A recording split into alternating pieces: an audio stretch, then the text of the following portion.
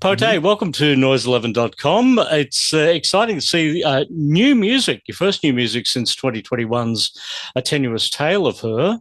And it's great to have Baby Hold Me, an articulation in 4 songs. You've actually put together a story in just those 4 songs. Yeah. It was a process of whittling it down and getting it as concise as possible. But I feel like it's there. Yeah, but when I look at the 4 songs, Baby Hold Me, Somebody Loves You, Bubblegum, and Give You Up, and looking at the meaning of each song, how you take us through that, tell me if I'm right here. You're giving us a rule of life and understanding that everyone grows at a different pace, a reminder of the past and why you become who you are, and finally a look at the future based on the understanding of that past.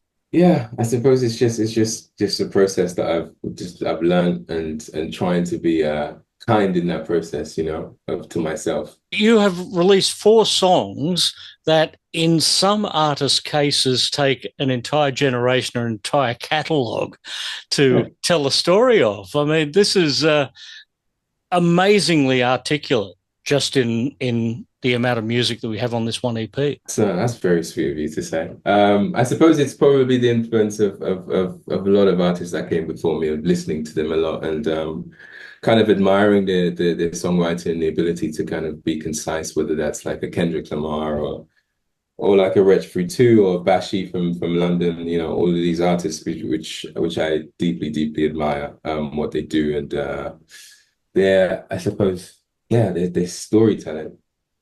There's also chronologically a timing to the songs as you go through. So are these 4 songs that in concert, in performance, that you would play back to back? No. I wouldn't play them back to back. They'll be like in different parts of the show, I suppose. Let's run through the 4 songs. Baby Hold Me.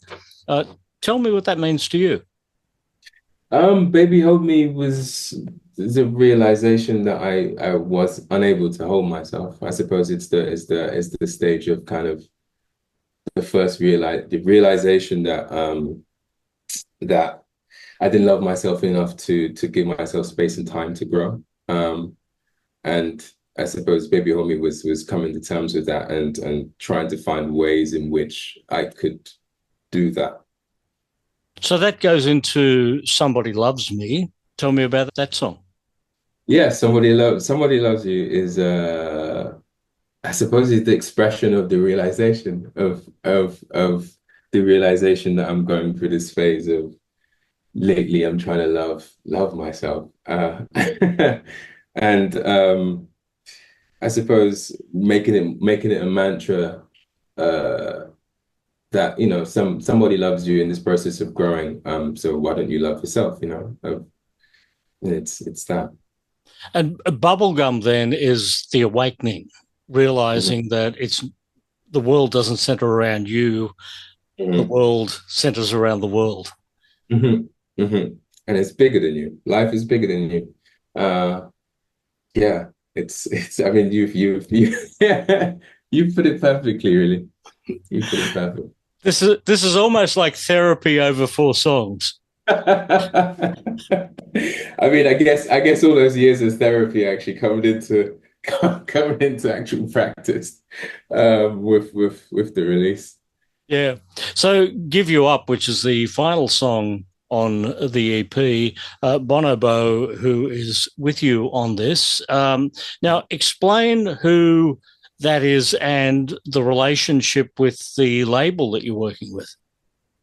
Bonobo Simon, he took me on tour in 2018 for the first time, and I never really heard about him or his music, which was kind of to when I tell my peers this nowadays, they're kind of like, what? How did you not know? And I suppose, our relationship has just grown and blossomed ever since, and toured a couple of times and did the Africa Express trip last year in Mexico together. And I suppose it's a song that I started think last year or the year before. I just didn't really have it. I couldn't figure out a section of it, and I sent it to him because I knew that he'd be able to help, and he very, very kindly took time aside and yeah, helped me finish it. So, what are the future plans with him and with Outlier? I mean, that would be a question for him, I suppose. Well, he's not here now, so I'm asking you. Yeah, I mean, I'll leave that one for him. I'll leave that one for him. Yeah. The album A Tenuous Tale of Her 2021, some guy called Damon Albarn on a song called Young Liars. Damon Albarn, the name rings a bell, but it's just a blur. Honestly, I have no idea. Yeah, honestly. It was just some guy walking past the studio that day. Yeah, I Hey, just kind hey, of pulled you that come up. in here. Exactly, exactly. And he did a little thing and then he left and it sounded all right. It's Sounded pretty bloody good. So,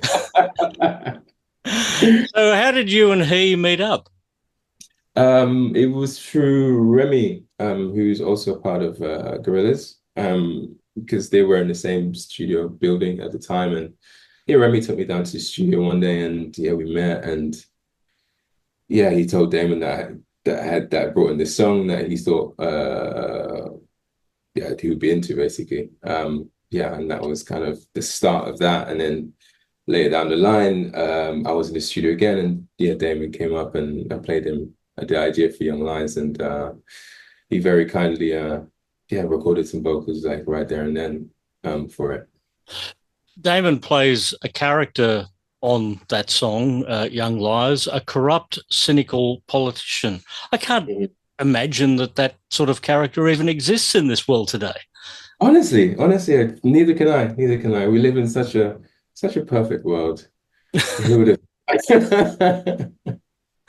Yeah, you've done many live performances over the last couple of weeks, actually, and I think in coming months or even in coming weeks, we've got you coming up in Roskilde, Budapest, Berlin, Hamburg, Barcelona.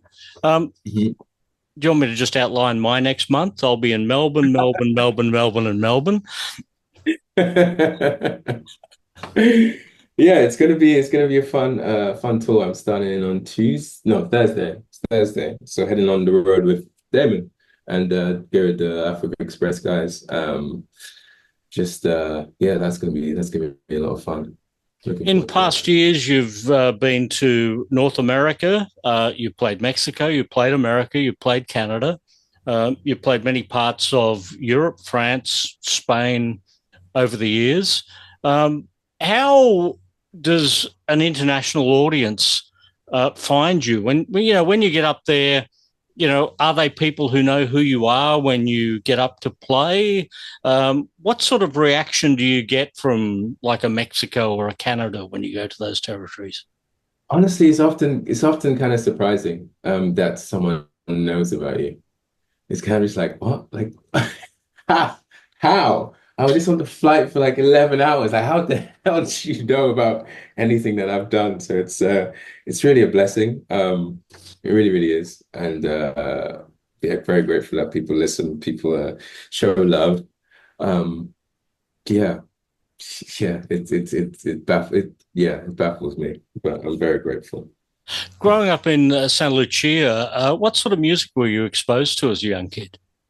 A lot of lovers rock by my dad. A lot of lovers rock and a lot of like American rap and R&B through BET, which we got a lot of American TV from in the UK in Saint Lucia, sorry. So yeah, a lot of BET, so a lot of Missy Elliott, a lot of Bow Wow, a lot of Busta Rhymes, a lot of 50 Cent and all that kind of stuff, mixed with yeah, my dad's love for calypso and reggae and lovers rock and stuff like that. So when the family moved to London when you were 12 years old, it wasn't so much of a culture shock then. It was because the UK, like it's the music scene there is completely alien, to stuff that came from the US anyway, especially at the time, like grime music, for example, or like yeah, drum and bass or dubstep, which was just kind of really going big at the time. Yeah, a lot of that was completely new to me. So yeah, first I baffled by what the hell it was. But yeah, soon came to admire and love it all. And geographically, then moving to Paris, Paris is not that far from London, when you look at it on a map. And to give you an Mm. example of that, I'm in the state of Victoria in Australia, which is the second smallest state of Australia. Yet our second smallest state in Australia is still bigger than the United Kingdom. Really? I had no idea that was the case. That's crazy. Yeah, yeah. If you decide you want to come down here and tour, there's going to be a lot of mileage, buddy. A lot of mileage. Well, I mean, yeah, it's I've been to a lot of places, but I haven't been to Australia. And I mean, they say save the best for last, so fingers crossed. Fingers crossed. Is there talk to come to Australia? There is conversations, but yeah, hopefully it turns into a possibility. Yeah, I'd really love for that to happen. Well, North America's had you, Europe has had you, Australia has missed out so far. So hopefully 2026 we see Pote Ho- down here. hopefully, I really do. Yeah, it's been a pleasure talking to you here at Noise 11. Likewise, likewise. Thank you for your time.